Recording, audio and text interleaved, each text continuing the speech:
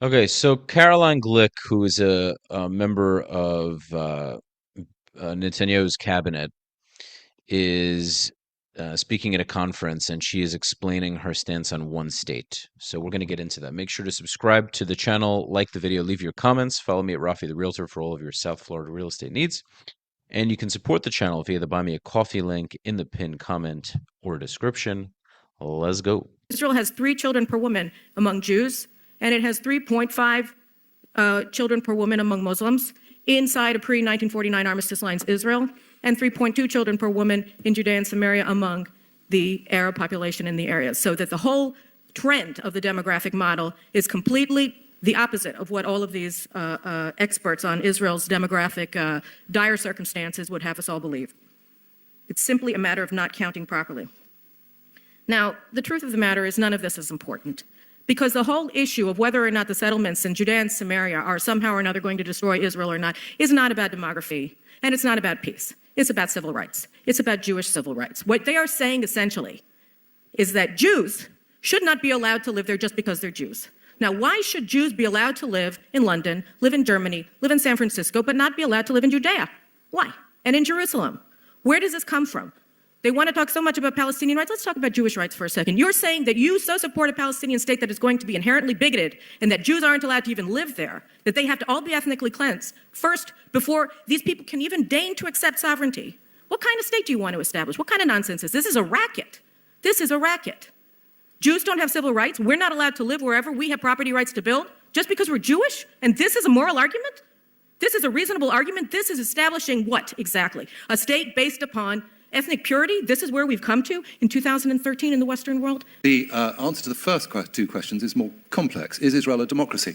I suppose a simple answer to that question from my perspective is which Israel? An borders, or an Israel that, as we saw on the map, covers the whole of the West Bank and control of Gaza? If Israel is the latter, it's hard to see it as a democracy, because Palestinians don't get to have the vote in Israeli elections. Now, you might argue and say, well, Israelis don't get to vote in Palestinian elections, but as we know, Palestinians, when they have elections, their governments don't tend to be recognized. The second question was the parallel with the Nazis.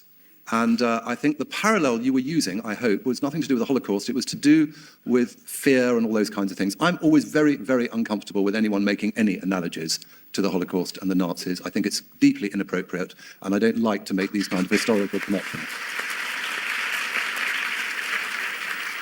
I hope I've answered your question. You have, with admirable brevity. Caroline.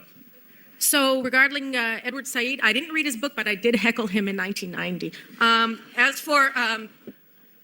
As for the issue of, Israel and Nazis? Oh, shame on you, shame on you, shame on you. Let me just give you a little historical background, which you may or may not know, and actually I don't really care what you think. But just so people know, there was the founder of the Palestinian nation was a guy named Haj Amin al-Husseini. He was the Mufti of Jerusalem that the British appointed in 1920. And he was a Nazi agent. And among other things that he did, he established in 1940 the Hanshaar SS division of Bosnian Muslims. And among other things that the Hanshaar division did was they liquidated the Bosnian Jewish community, or 90% of it. They killed 12,600 Jews out of 14,000 Jews in Bosnia.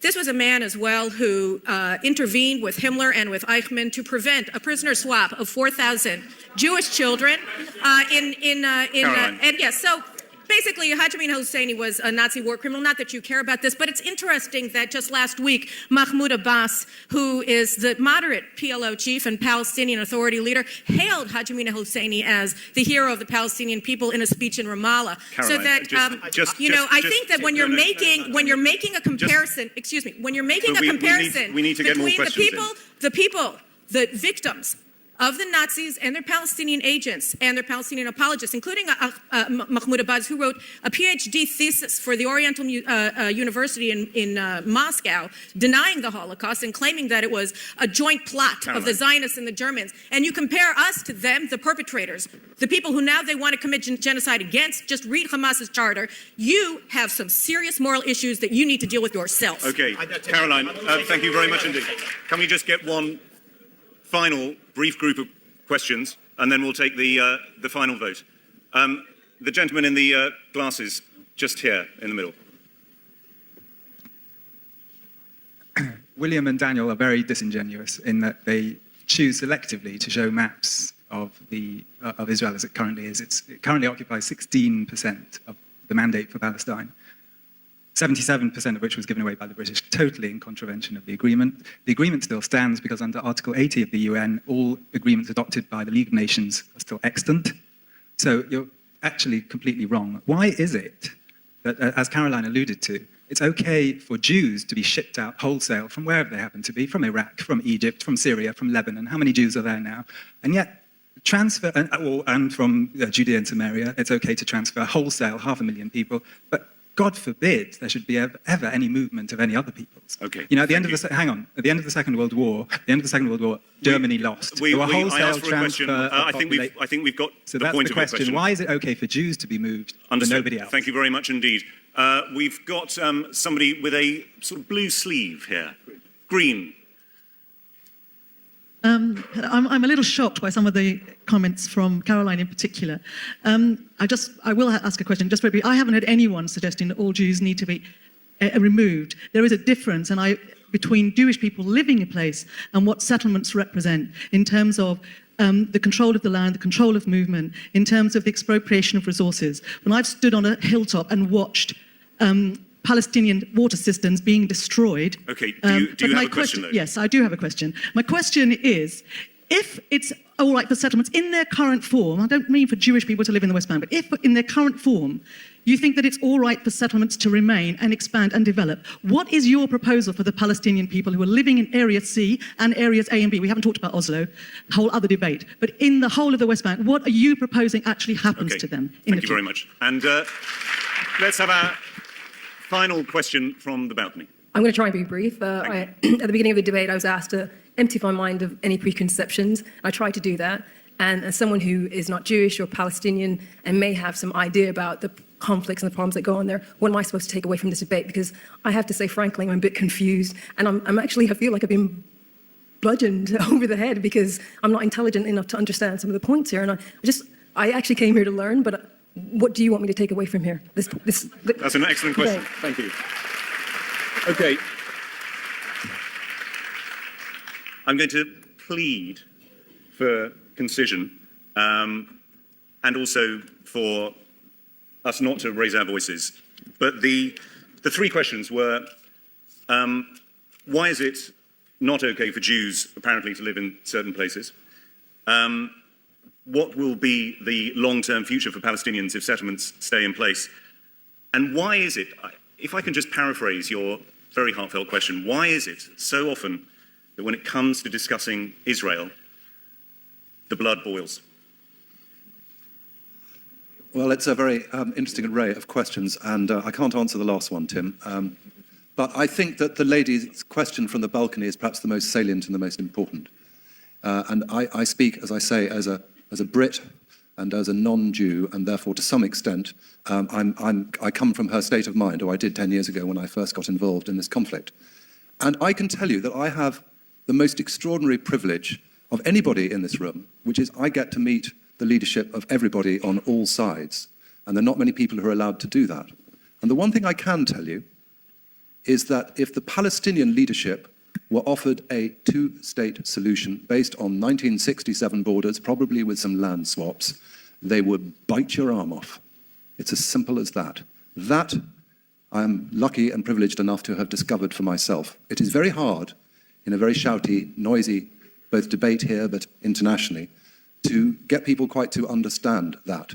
So that, I hope, is a point of information, but to the lady up there who wanted to know what to take out of this. And I think that those blue points on the map I showed you earlier along are getting in the way of that.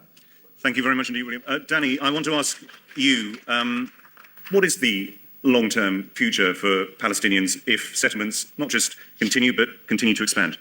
Okay. First of all, I apologize if in some instances I lost my temper and broke the rules of the debate. I think that what makes my blood boil is not the issue of Israel, but inaccuracies or fallacies, but I should have shown more restraint. Now, and of course, again, I must say the outrageous comparison to the Nazis, that I am quite surprised I stayed calm. Please. By the way, Prime Minister David Cameron was also elected in democratic elections, and sometimes he spread fears of the EU. Does it make him a Nazi? I doubt it. Dani, what is the It was as absurd as that. what is the long-term future for Palestinians? Now I will answer that. Look, you can be happy or frustrated by it, but it is still a fact. There is no point that reconciles the minimal requirements of Israel and the minimal requirements of the Palestinians. How do I know it? Because Prime Minister Olmert gave the most far-reaching offer that any Israeli Prime Minister can give to Mr. Mahmoud Abbas. By the way, the US Secretary of State Condoleezza Rice writes in her memoirs that she couldn't believe her eyes when she saw the offer, and Abbas rejected it. So for the... Don't go backwards, No, go no, forwards. no, no, I go forward. So we have to understand that for the time being, we have to improve the situation on the ground, vis-à-vis human rights, vis-à-vis freedom of movements, vis-à-vis the fact that my daughter shouldn't have to go to school in a bulletproof bus, and no Palestinian child should be threatened the same way. On the long term, and now I go into speculation, I suppose that the solution of the conflict will be peculiar, as the conflict itself.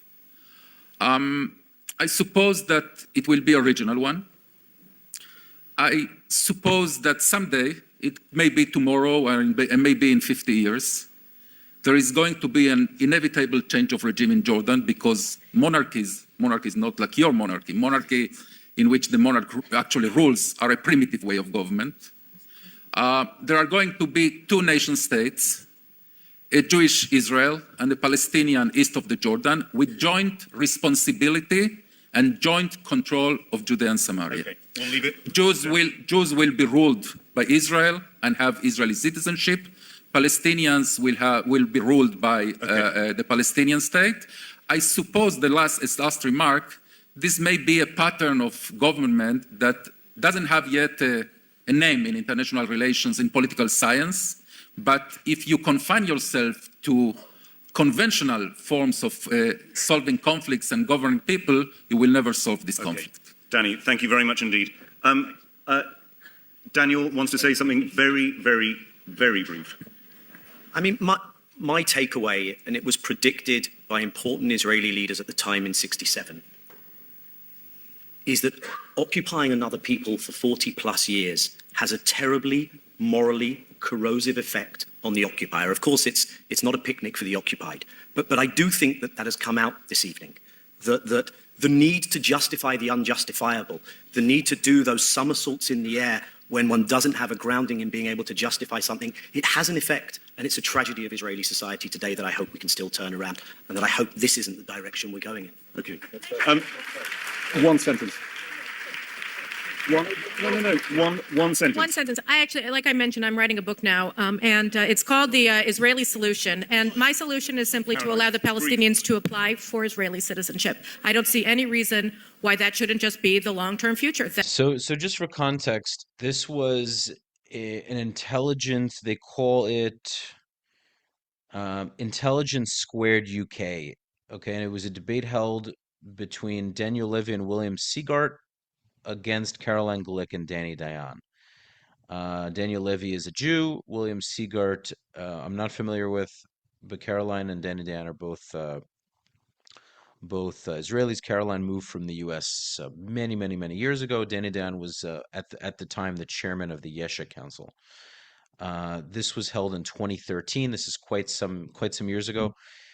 I agree with Caroline on the idea of one state. Where I disagree with her is giving them citizenship for the Gazans and the West Bank Arabs, because we would risk a Jewish majority, and that can't be the case. Now in 2026, that her opinion might have changed on that. I would hope to interview her at some point in the near future. So this is something we'll cover. But the dispute they were having was Israel's destroying itself with its settlement policy in the West Bank. That was kind of the topic of the debate, and each side was debating that.